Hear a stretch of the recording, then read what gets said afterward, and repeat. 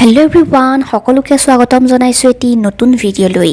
বৰষুণ ধাৰাবাহিকখনৰ আজিৰ আহিবলগীয়া খণ্ডটি চাবলৈ বহুত বেছি ইণ্টাৰেষ্টিং হ'বলৈ গৈ আছে, কিয়নো যোৱাটি খণ্ডত আপোনালোকে দেখিবলৈ পাইছিলে দেৱযানীক ৰত্নাই এটা ফোন উপহাৰ দিছিল আৰু প্ৰথমতে দেৱযানীয়ে ফোনটো ল'ব বিচৰা নাছিল যদিও ৰত্নাৰ কথা ৰাখিবলৈ ফোনটো ল'বলগীয়া হৈছিল আৰু ঘৰলৈ আহি দেৱযানীয়ে কথাটো অৰ্ণৱক কোৱাত অৰ্ণৱে মনত বহুত ভাল পাইছিল যদিও নিজে দেৱযানীক ফোন এটা দিব নোৱাৰাৰ বাবে মনত বহুত বেছি দুখো পাইছিল।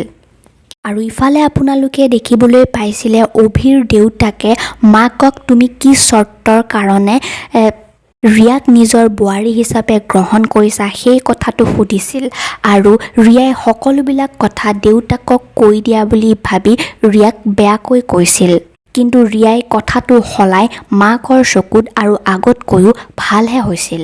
আৰু আজিৰ আহিবলগীয়া খণ্ডটিত আপোনালোকে দেখিবলৈ পাব মিকু আৰু মাকে অৰ্ণৱৰ ওচৰলৈ লৰালৰিকৈ যাবলৈ ওলাব, কিন্তু যাবলৈ ওলাওঁতেই দেউতাক আহি দেখি যাবহি আৰু তেতিয়া দেউতাকে তোমালোক দুয়োজনী ক'লৈ যোৱা বুলি সুধিব আৰু নিজেই গাড়ীত উঠাই লৈ যাব।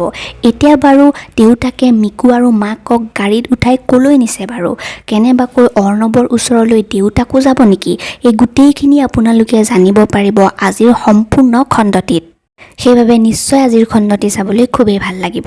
ভিডিঅ'টো যদি ভাল পালে প্লিজ এটা লাইক কৰি দিব আৰু আগলৈও এনেকৈ প্ৰমোসমূহ পাই থাকিবলৈ আমাৰ চেনেলটি ছাবস্ক্ৰাইব কৰি কাষতে থকা বেল আইকনটি প্ৰেছ কৰি ৰাখক। Thank U.